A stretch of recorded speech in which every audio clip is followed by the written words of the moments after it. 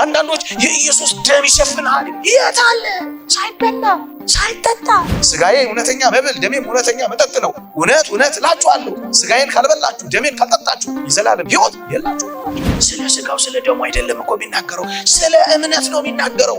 ስለ እምነት ከሆነ ለምን አቆረባቸው? ክርስቶስ አንጾተ ቤተ መቅደስን ሲያነጻ ያባረረው መስዋዕቱን ሰውን አይደለም ያባረረው። ለምን ይመስላችኋል መስዋዕቱን ያባረረው? የእግዚአብሔር ስም ከፀሐይ መውጫ እስከ መግቢያዋ ድረስ ታላቅ የሆነው በብሉይ ኪዳን ይመስላችኋል ወይስ በሐዲስ ኪዳን? ክርስቶስ በስጋ ከተገለጠ በኋላ የቅዱስ ቁርባንን ምስጢርና ስራ ራሱ መሰረተ።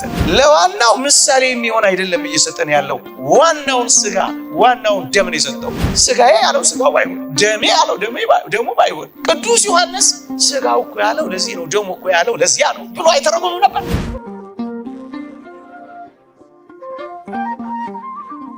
እነሱን የማታዩባት ቤተክርስቲያን አይደለች። ምንም አታዩባት፣ ክህነት የማታዩባት፣ ምንም አታዩባት፣ መስዋዕት የማታዩባት፣ ምንም አታዩባት፣ መሰዊያ የማታዩባት እሷ ቤተክርስቲያን አይደለች። እውነተኛ ክህነት የሌለበት፣ እውነተኛ መስዋዕት የሌለበት፣ እውነተኛ መሰዊያ የሌለበት ቤተክርስቲያን አይደለች። እንትን ናት፣ ፎርጅድ ናት። ይሄ ምንድን ነው የሚባለው? ፌክ ነው የምትሉ አሁን ስልካችሁ አለ አይደል? እናንተ ቆንጆ ይሄ ስማርት ስልክ ለሱ በጣም ከዋናው ከኦሪጂናሉ በጣም የቀረበ ሲሆን ምንድን ነው የሚባለው? ሃይ ኮፒ። እንደሱ ነው ነገሩ። በጣም ብዙ ሃይ ኮፒዎች ታያላችሁ፣ ግን ኦሪጂናል እና ምድር እንደሱ ነው የሆነችው። አንድ ፕሮቴስታንት ቸርች እዚህ አሜሪካን ሀገር የታተመ መጽሐፍ ነው ያነበብኩት እና ምን መጠየቅ ጀመሩ። የጥንቷ ቤተክርስቲያን ጳጳሳት አሏት፣ እኛ ግን የምንኖርባት ቸርች እኮ ጳጳስ የለን። የጠየቁትን ጥያቄ ነው የምላቸው ፕሮቴስታንቶች። የጥንቷ ቤተክርስቲያን ምስጢራት ቤተክርስቲያን አላት፣ ቁርባን አላት፣ ንስሐ አላት፣ እኛ ግን እኮ የለን። ሶስተኛ የጥንቷ ቤተክርስቲያን ስርዓት አምልኮ የሚፈጽሙበት ቅዳሴ ሊተርጂ ያላቸው፣ እኛ እኮ የለን። እነዚህን ሶስት ጥያቄዎች ነው የጠየቁት። ውስጣቸውን ሲፈትሹ የለም። ከዚያ እነዚህን ሶስት ነገሮች ያላት ቤተክርስቲያን እንፈልግ ብለው ጉዞ ጀመሩ። እቺ ቤተክርስቲያን ማን ነበረች? ኦርቶዶክስ ቤተክርስቲያን እና 8000 ምዕመናን፣ ያነበብኩትን ነው የምነግራችሁ፣ እዛው የታተመ 8000 ምዕመናን ይዘው ቸርቾቻቸውን ዘግተው እውነተኛዋን ቤተክርስቲያን ያገኘንባት ቀን እያሉ በየዓመቱ ያከብሯታል። ሶስቱን ብቻ ቼክ አድርጉ እና እኔ አንዱ ላይ ዛሬ አተኩራለሁ። እግዚአብሔር ይህንን ኪዳን በሐዲስ ኪዳን እንደሰጠ ነው በደንብ አተኩሬ ማየው። የመጀመሪያው እግዚአብሔር ትንቢት ሳይናገር፣ እግዚአብሔር ምሳሌ ሳይመስል የሰራው ምንም ነገር የለም በመጽሐፍ ቅዱስ። ስለ ቅዱስ ቁርባንስ ትንቢት አለ? ምሳሌ አለ? አዎ። እነሱን መጀመሪያ አስቀድም። ሁለት ጥቅሶች ልስጣችሁ። አንደኛው ትንቢተ ሚልክያስ ምዕራፍ 1 ቁጥር 11 ነው። እንደዚህ ብዬ ቀስ ብዬ ለመዝለቅ እሞክራለሁ። እሺ፣ ትንቢተ ሚልክያስ ምዕራፍ 1 ቁጥር 11 ከፀሐይ መውጫ ጀምሮ እስከ መግቢያዋ ድረስ ስሜ በአሕዛብ ዘንድ ታላቅ ይሆናል። በየስፍራው ለስሜ ዕጣን ያጥናሉ፣ ንጹሕም ቁርባን ያቀርባሉ። ስሜ በአሕዛብ ዘንድ ታላቅ ይሆናል ይላል የሠራዊት ጌታ እግዚአብሔር ይላል። ይህ የነቢዩ ትንቢት ነው። በዚህ ትንቢት ውስጥ ከፀሐይ መውጫ ጀምሮ እስከ መግቢያዋ ድረስ ስሜ በአሕዛብ ዘንድ ታላቅ ይሆናል የሚል ቃል እናገኛለን። እስኪ ልጠይቃችሁ፣ የእግዚአብሔር ስም ከፀሐይ መውጫ እስከ መግቢያዋ ድረስ ታላቅ የሆነው በብሉይ ኪዳን ይመስላችኋል ወይስ በሐዲስ ኪዳን? በብሉይ ኪዳንስ በመካከለኛው ምስራቅ በኢየሩሳሌም ብቻ ነበር አልነበረም? አይደል? ዮሐንስ ወንጌል ምዕራፍ 4ን ተመልከቱ። በኢየሩሳሌም ብቻ ነበር አምልኮት የሚፈጸመው፣ መስዋዕት የሚሰዋው። ታዲያ ከፀሐይ መውጫ እስከ መግቢያዋ የእግዚአብሔር ስም በአሕዛብ ሁሉ የታወቀ የሆነው በሐዲስ ኪዳን ነው። እውነት አሰብ። በሐዲስ ኪዳን ከሆነ ይህን ከተማመን በየስፍራው ለስሜ ዕጣን ያጥናሉ ይላል። በኦሪት በየስፍራው ለሕያው እግዚአብሔር ስም ዕጣን አልታጠነም፣ ቁርባንም አልቀረበም። በየስፍራው በዓለም ሁሉ ዳርቻ ለስሙ ዕጣን መታጠን የጀመረው፣ በስሙ ቁርባን የቀረበው በሐዲስ ኪዳን እኮ ነው። እውነት አሰብ። ስለዚህ በሐዲስ ኪዳን ስለሚፈጸመው ትንቢት ሲናገር ለስሜ ዕጣን ያጥናሉ፣ ደግሞስ ንጹሕም ቁርባን ያቀርባሉ። ስለዚህ በሐዲስ ኪዳን የቁርባን ምስጢር ቁርባን አለ የለም? አለ የለም? አለ የለም? አንድ ከኛ ቤት የወጣ ዝም ብሎ የሚጮህ ልጅ ሰምቻለሁ አንድ ቀን። እርግጥ ብዙም አልከታተልም። ቁርባን የሚባል ነገር እኮ የለም፣ እነዚህ ሰዎች ከየት እንዳመጡት እንኳን አናውቅም ሲሉ ሰምቼዋለሁ። አያነቡም እኮ መጽሐፍ ቅዱስ። እኛ ቤትም ሆነው አልተማሩ፣ እዛም ሄደው ምን ሊማሩ ይችላሉ? እየሰማችሁ የነብዩን ቃል አላነበቡ። ንጹሕም ቁርባን ምን ይላሉ? በሐዲስ ኪዳን በብሉይ ኪዳን። ኧረ ጮክ በሉ። በሐዲስ ኪዳን ሌላ ጥቅስ ትንቢት ነው አሁን ነግራቸው። ስለዚህ በሐዲስ ኪዳን ቁርባን አለ የለም? አለ። ያው ሁለተኛ ትንቢተ ኢሳይያስ ምዕራፍ 19 ቁጥር 19። በነገራችን ላይ ይህን የሚልክያስን ምዕራፍ 1 ቁጥር 11 ቃል ዮስጢኖስ የተባለ የጥንት ሰማዕት ተርጉሞታል። ምን ብሎ ተርጉሞታል መሰላችሁ? ስሜ በአሕዛብ ዘንድ ታላቅ ይሆናል ያለው በአዲስ ኪዳን ያለች ክርስቲያኖች የምንቀድሰው ቅዳሴ የምናጥነውን ዕጣን የምናቀርበውን ቁርባን ነው ብሎ ተርጉሞታል። እኛ የበየነው እንዳይመስላል። ትንቢተ ኢሳይያስ ምዕራፍ 19 ቁጥር 19 እንዲህ ይላል፣ በዚያን ቀን በግብፅ ምድር መካከል ለእግዚአብሔር መሠዊያ በዳርቻዋም ለእግዚአብሔር አምድ ይሆናል። ሕዝቅኤልና ግብፃውያንም እግዚአብሔርን ያውቃሉ፣ በመስዋዕትና በቁርባን ያመልካሉ ይላል። እስኪ ይህን ቃል እንደገና ላንብብላችሁ። በዚያን ቀን በግብፅ ምድር መካከል ለእግዚአብሔር መሠዊያ በዳርቻዋም ለእግዚአብሔር አምድ ይሆናል ይላል። እስኪ ልጠይቃችሁ፣ ግብፅ እግዚአብሔርን ማምለክ የጀመረችው በኦሪት ነው በሐዲስ ነው? ነው አይደለም? በኦሪትማ እግዚአብሔርን አላውቅም ሕዝቡንም አልለቅም ብሎ ጣዖት እያመለኩ የኖሩ ናቸው። እውነት አሰብ። ስለዚህ ግብፅ እግዚአብሔርን ማወቅ የጀመረችው በአዲስ ኪዳን ነው፣ በቅዱስ ማርቆስ ስብከት። እውነት አሰብ። ይሄ ለእግዚአብሔር አምድ በዳርቻውም ለእግዚአብሔር አምድ ይሆናል የሚለውን ቃል ቅዱስ ቄርሎስ ሲተረጉመው ምን ይላል? በግብፅ ድንበር አካባቢ ለቅዱስ ማርቆስ መታሰብ እንዲሆን የተሰራ ቤተክርስቲያን አለ። ድንበሩ ላይ ነው ቅዱስ ማርቆስ ግብፅን መስበክ የጀመረው። ለዚህ ነው የወንጌል አምድ ስለተተከለባት እሱን ነው በግብፅ ዳርቻዎች መካከል ለእግዚአብሔር አምድ ይሆናል የሚለው። በዛች ዳርቻ የእመቤታችን የቅድስት ድንግል ማርያምን ቤተክርስቲያንም ተክለዋል ግብጾች። ቅዱስ ማርቆስ ባስተማረባት በሰበካት የግብፅ ዳርቻ እኔ የምፈልገው ግብፅ እግዚአብሔር ማምለክ የጀመረችው በአዲስ ኪዳን ነው። እውነት አሰብ። በዚያ ዘመንማ መስዋዕትም ቁርባንም አታቀርብ፣ በጣዖት አምልኮ ነው የኖረችው። ስለዚህ በአዲስ ኪዳን ከሆነ ግብፅ እንዲህ ይላል፣ በዚያን ቀን በግብፅ ምድር መካከል ለእግዚአብሔር መሠዊያ በዳርቻውም ለእግዚአብሔር አምድ ይሆናል ካለ በኋላ ግብፃውያንም እግዚአብሔርን ያውቃሉ፣ በመስዋዕትና በቁርባን ምን ይላሉ? ያመልካሉ። እየሰማችሁ ነው። በአዲስ ኪዳን በብሉይ ኪዳን። ስለዚህ በአዲስ ኪዳን ምን አለ? ቁርባን አለ። ምን አለ? መስዋዕት አለ። በርካታ የትንቢት ቃላት አሉ። ስለዚህ በትንቢት እግዚአብሔር አስነግሯል። ሁለተኛ ምሳሌ ሳስመስሏል። አዎ በብዙ ምሳሌ አለ፣ በብዙ ህብር፣ በብዙ ምሳሌ ስለዚህ ምስጢር ተነግሯል። ፈጠን ብዬ ለመናገር ያክል፣ አንደኛ ከእህል ቁርባን እያቀረቡ መስዋዕት ይሰዉ ነበር እስራኤል። ይህ ለሚመጣው ለእውነተኛው መስዋዕት ጥላ ነበረ። እዩ አካሉ እስኪመጣ በጥላው እግዚአብሔር ያለማምዳቸው ነው። የእግዚአብሔር ቃል እንዲህ ይላል፣ ሁለተኛው ሊያቆም የፊተኛውን ይሽራል ይላል ዕብራውያን ምዕራፍ 9 ላይ። ታስታውሱ ከሆነ ያለፈው ሳምንት በየአጥቢያ ቤተክርስቲያኑ ስትማሩ ክርስቶስ አንጾተ ቤተ መቅደስን ሲያነጻ ያባረረው መስዋዕቱን ሰውን አይደለም ያባረረው። ለምን ይመስላችኋል መስዋዕቱን ያባረረው? እውነተኛው መስዋዕት ኢየሱስ ክርስቶስ፣ እውነተኛው በግ ኢየሱስ ክርስቶስ ስለመጣ እነዚያ መስዋዕቶች እንግዲህ በኋላ አይቀጥሉ። ስለዚህ መውጣት አለባቸው። ምን ሊያደርግ ነው? ሁለተኛውን ሊያቆም የፊተኛውን ምን እያደረገ ነው? የሻረ። እዩ የእህል ቁርባን ሲቀርብ የነበሩት በእውነተኛው ቁርባን ስለሚተካው እሱን በጥላነት እያለማመደ ነው የቆየው። በበግ ደም በንጹህ የክርስቶስ የበግ ደምነት ነው የተካው። ደም ሳይፈስ ስርየት ስለሌለ ነው በግዑ ዘእግዚአብሔር ዘያትቱ ያሴስል ኃጢአት ዓለም፣ የዓለምን ኃጢአት የሚያስተሰርይ የእግዚአብሔር በግ ኖ መጣን የተባለው። ከእንስሳት ወገን ይቀርብ የነበረ መስዋዕት፣ የሚቃጠል መስዋዕት፣ የእህል መስዋዕት፣ የድህነት መስዋዕት፣ የኃጢአት መስዋዕት፣ የበደል መስዋዕት የሚባሉ 5 የመስዋዕቶች አይነቶች ነበሩ። እነዚህ ሁሉ በጥላነት የሚያመለክቱት ስለ እውነተኛው መስዋዕት፣ ስለ ስጋውና ስለ ደሙ፣ ስለ ቁርባን፣ ስለ ክርስቶስ መስዋዕትነት ነበር የሚያመለክቱት። አብርሃም የሰዋው በግ፣ መልከጼዴቅ ያቀረበው ህብስተ አኮቴት፣ ጽዋ በረከት፣ የእስራኤል የፋሲካ በግ፣ እነዚህ ሁሉ የሚያመለክቱት ወደ አዲሱ ኪዳን ምስጢር ነው። አለቱ በሉት፣ ደመናው በሉት፣ ጉበንና መቃናቸውን እስራኤል የቀቡት የበጉ ደም በሉት፣ እነዚህ በሙሉ የሚያመለክቱት አካሉን ክርስቶስን በአዲስ ኪዳን የሚፈጸመውን ምስጢር ነው። እነዚህ ሁሉ ምሳሌያት ነው። እውነተኛው ከመምጣቱ በፊት በምሳሌ እያለማመድን የመጣው አካሉ ከመምጣቱ በፊት በጥላው ነው ሲያስጎበኘን የነበረው። በሙሉ መጽሐፍ ቅዱስ እነዚህን ሐሳቦች ነው ሲገልጽ የሰነበተው። ከዚያ በኋላ ነው ክርስቶስ ይመጣ። ስለዚህ ትንቢቱን ምሳሌውን አሳይቻቸዋል። ከነዚህ ሁሉ በኋላ ክርስቶስ በስጋ ከተገለጠ በኋላ የቅዱስ ቁርባንን ምስጢርና ስርዓት ራሱ መሰረተልን። ደግሞ አለው ክርስቶስ ራሱ ስርዓት ሰራልን። እንዲህ መጀመሪያ በትምህርት ከዛ በተግባር አሳይ። የዮሐንስ ወንጌል ምዕራፍ 6 ከቁጥር 41 እስከ 60 እንዲህ የሚል ቃል ታገኛላችሁ። ከሰማይ የወረደ ሕያው እንጀራ እኔ ነኝ። ሰው ከዚህ እንጀራ ቢበላ ለዘላለም ይኖራል። እኔም ስለ ዓለም ሕይወት የምሰጠው እንጀራ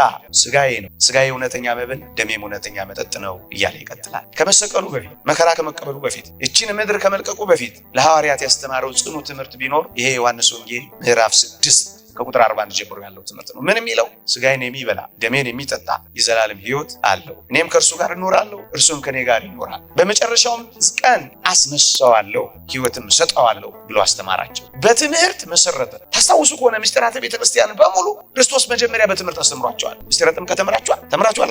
በትምህርት እንዴት እንዳስተማረ ኒቆዲሞስን ሰምታችኋል። ሰው ከውሃና ከመንፈስ ካልተወለደ በቀር የእግዚአብሔር መንግስት አይደል ያለው። ከዚያ ተጠመቀና መሰረተ። መጀመሪያ በትምህርት ከዛስ በተግባር ቅዱስ ሥጋውና ክቡር ደሙ ነው። ምስጢረ ቁርባንንም የመሰረተው መጀመሪያ በትምህርት ነው። ምን ብሎ ሥጋዬን የሚበላ ደሜን የሚጠጣ የዘላለም ሕይወት አለው። ሥጋዬ እውነተኛ መብል ደሜም እውነተኛ መጠጥ ነው። እኔም ከእርሱ ጋር እኖራለሁ፣ እሱም ከኔ ጋር ይኖራል፣ በመጨረሻውም ቀን አስነሳዋለሁ ብሎ አስተማረ። ወገኖቼ ይህ ስለ ቅዱስ ቁርባን የተሰጠ የጌታችን ትምህርት ነው። ምስረታውስ ካላችሁ ወይ ዓርብ ሊሰቀል ሐሙስ ምሽት በማቴዎስ ወንጌል ምዕራፍ 26 ላይ እንደተጻፈው ህብስት አነሳ፣ ከፍ አደረገ፣ ባረከ። ከዛስ ይህ ለአዲስ ኪዳን የሚሆን ሥጋዬ ነው እንኩ ብሉ አለና ሰጣቸው። ጽዋውንም ደግሞ አነሳ፣ ባረከ። ከዛስ ይህ ደግሞ ለአዲስ ኪዳን ስርየት የሚሆን የአዲስ ኪዳን ደሜ ነው እንኩ ጠጡ አለና ልክ መሸኛው ላይ የኦሪቱን ፋሲካ የብሉይ ኪዳንን ፋሲካ አሳለፈና የአዲስ ኪዳኑን ፋሲካ ተካው። ያንን ሻረና ይህንን ሾመው። ፋሲካችን ክርስቶስ ታርዷልና የሚለው ቅዱስ ጳውሎስ ለዚህ በትምህርት ከዛስ በመስረት በተግባር በመስረት አስተማረ። ከዛስ መሰረተ። ትምህርት ሰጠ። ከዛስ ለቤተ ክርስቲያን ደግሞ አሳልፎ ትግበራውን አሳየ። በእነዚህ በሁለት ቃላት የተወደደ መድኃኒታችን ኢየሱስ ክርስቶስ የአዲስ ኪዳኑን ምስጢረ ቁርባን ትምህርትም ምስረታም አሳየ። ጥቂት አቆያችኋለሁ እነዚህ ቃላት ጋር በጣም ልናቸው ልንመረምራቸው የሚያስፈልጉ ቃላት ስለሆኑ በዚህ በዮሐንስ ወንጌል ምዕራፍ 6 ላይ ክርስቶስ ያስተማረው ስለ እውነተኛው ሥጋ ስለ እውነተኛው ደም ስለ ምስጢረ ቁርባን ያስተማረው። አንዳንዶች ይህንን ቃል ይዘው ስለ ሥጋውና ስለ ደሙ ወይም ስለ ምስጢረ ቁርባን አይደለም የሚያስተምረው ብለው ያስባል። እነሱ ቃላት ነው ጥቂት አድርጌ አቆይቼ ለማብራራት የምሞክረው።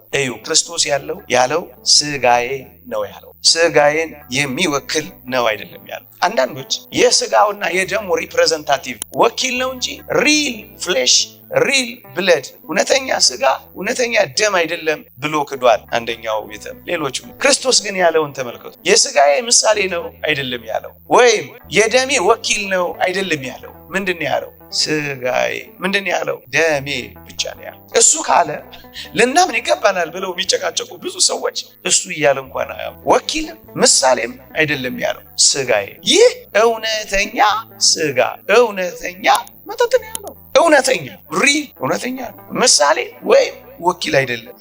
ምሳሌውን ከአማናዊው ጋር ጥላውን ከአካሉ ጋር አሳየን እንጂ ክርስቶስ በዚህ ትምህርቱ ያስተማረን ምሳሌ ስለሚሆን ሥጋው አይደለም። ምሳሌውንም አሳየን ከሩቁ። ቅድም ያልኳችሁ የእህል ቁርባን፣ የድህነት ቁርባን፣ የስርየት ቁርባን፣ የኃጢአት መስዋዕት፣ የደህንነት መስዋዕት፣ የስርየት መስዋዕት ምሳሌውንም አለፍ። እንዴት እንደገና ምሳሌ የሚሆነውን ይሰጠናል ወገኖች። ብዙ ነገር አካሉ መጣ ብለው ያምኑና ቁርባን ላይ ጥምቀት ላይ ሲመጡ ግን ምሳሌ ነው ሊሉን ይፈልጋሉ። እንዴት ያሳዝናል! ሌላ ምሳሌ አይደለም አሁን ክርስቶስ እየመሰረተ ያለው።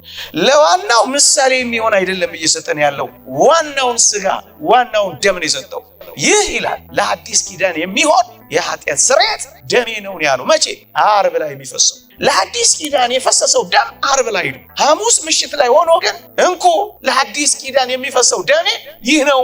ራሱን ደምን ይሰጣል። ራሱን ሥጋን ያበላቸው ምሳሌ የሆነውን አይደለም ራሱን። ለዚህ ነው እውነተኛ የሚሉ ኃይለ ቃላት ያሉ። አይሁድ ይሄ ስለገባቸው እኮ ነው ምን አሉ መሰላችሁ? እዛው ዮሐንስ ወንጌል ምዕራፍ 6 ላይ ይህ ሰው ሥጋውን እንበላ ዘንድ እንዴት ይሰጠናል ብለው እኮ ነው ያሉት። ግራ ገባቸው። ገና 30 ዓመት ያልሞላው እንዴት አድርጎ ሥጋውን እንኩ ብሉ ይላል፣ እንዴት አድርጎ ደሜን ጠጡ ይላል ብሎ ሲጨንቃቸው ክርስቶስ እንዲህ ብሎ እንደገና መለሰላቸው። ምን አላቸው? ጌታችን እንዲህ አለ። እስኪ እግዚአብሔር ያሳያቸው። እነዚህ ሰዎች በትምህርቱ ሲሰናከሉ እያየ ዝም የሚል ይመስላችኋል ክርስቶስ? ኧረ እኔ ያልኩት ምሳሌ ነው፣ ኧረ እኔ ያልኩት ወኪል ነው፣ ተው ግራ አይግባችሁ ሊል ይገባው ነበር እኮ ምሳሌ ወይም ወኪል ቢሆን። ክርስቶስ ግን እንዲህ አላቸው። ምን አላቸው? ዝቅ ብላችሁ አንብቡት። የሕይወት እንጀራ እኔ ነኝ። አባቶቻችሁ በምድረ በዳ መና በሉ ሞቱ። ሰው ከእርሱ በልቶ እንዳይሞት ከሰማይ አሁን የወረደ እንጀራ ይህ ነው። ከሰማይ የወረደ እንጀራ እኔ ነኝ። ሥጋዬ እውነተኛ መብል ደሜም እውነተኛ መጠጥ ነው። እውነት እውነት እላችኋለሁ ሥጋዬን ካልበላችሁ ደሜን ካልጠጣችሁ የዘላለም ሕይወት የላችሁም አላቸው። እቅጩን ነገራቸው። ወገኖች ይሄን ያህል ጨካኝ ነው ክርስቶስ? ምሳሌ ቢሆን ወኪል ቢሆን እየተናገረ ያለው ስለ እውነተኛው ሥጋ ስለ እውነተኛው ደም ባይሆን ጭክን ብሎ እውነት እውነት እላችኋለሁ ብሎ ያስረግጥ ነበር። ለዛ እኮ ነው የኢትዮጵያ ኦርቶዶክስ ተዋሕዶ ቤተክርስቲያን በእውነት በአማን ሥጋው ነው በአማን በእውነት ደሙ ነው ብላ ነው የምታምነው። ወኪሉ ወይም ምሳሌው አይደለም። እሺ እነሱ እንደሚሉ ምሳሌ ወይም ወኪል ቢሆን ኖሮ እነዚህ ነገሮች እስኪ እናስባቸው። አንደኛ ምሳሌ ቢሆን ክርስቶስ አይተረጉምላቸውም ነበር? ይተረጉማል አይተረጉም? ክርስቶስ በቅዱሳት መጻሕፍት ሲያስተምር ግራ ሲገባቸው ይተረጉምላቸው ነበር። ምሳሌዎች ልስጣችሁ። እጅ ሳይታጠቡ ስለመብላት ጭቅጭቅ በተነሳ ጊዜ ታስታውሱ ከሆነ ክርስቶስ ምን አለ? ሰውን የሚያረክሰው በእጅ ሳይታጠቡ መብላት ሳይሆን ከአፍ የሚወጣ ነው ሰውን የሚያረክሰው ብሎ ተረጎመላቸው። ወገኖቼ ግራ እንደተጋባ ሰውን አይልክም። እንኳን የነፍስ ግራ መጋባት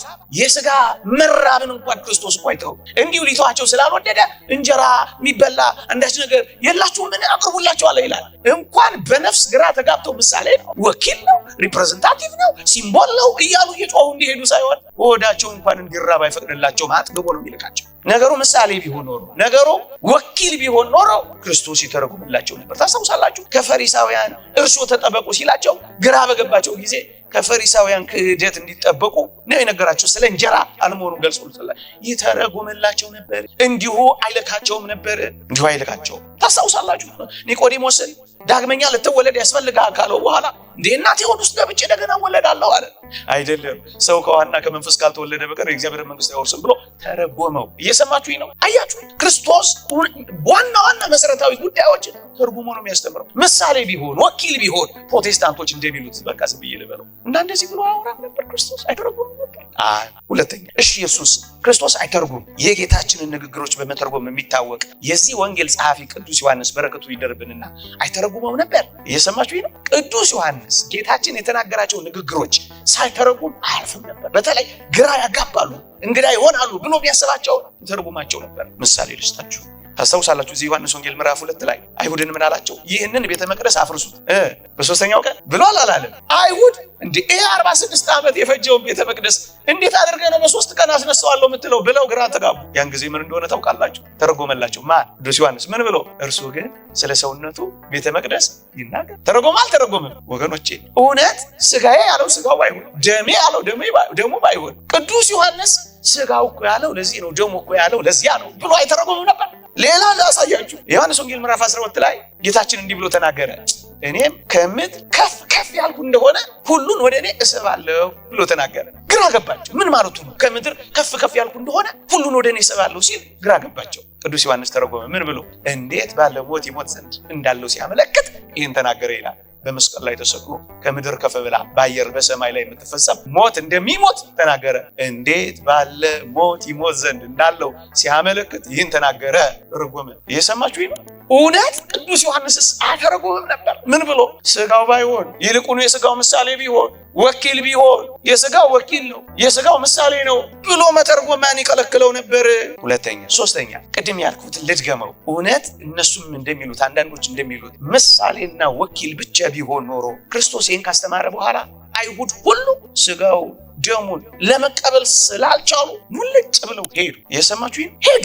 ዞር ብሎ ሲያይ ከሐዋርያት በቀር ማንም የለም። እናንተ ስለትሄዱ ትወዳላችሁን ብሎ ሐዋርያትን ጠይቃቸው። እስኪ ልንገራችሁ ወይም ጠይቃቸው። እንደው ምሳሌ እንደው ወኪል ሆኖ ቢሆን ኖሮ ወይም ያስተማረው ትክክል ስለ ስጋው ስለ ደሙ ባይሆን ኖሮ ይሄ ሁሉ ሰው ጥርግ ብሎ ተሰናክሎ ሲሄድ ዝም ይል ነበረ? ክርስቶስ ይላል ጨክኖ ሲሄዱ እስኪ ሄዱ ድረስ የመጨከል ልብ ነበረው ክርስቶስ። ቅድም እንዳልኳቸው የተከተሉት ከሱ ጋር ሊኖሩ የወደዱት በዚህ ትምህርት ምክንያት ተሰናክለው ሲሄዱ ኧረ እኔ ያልኩት እንደዚህ ነው በሞቴ ኧረ ተመለሱ እያለ አመጣቸው። ይሄንን እስካለመመለስ ድረስ ሰው እስኪሄድ ድረስ ጨካኝ ይሆን ነበር።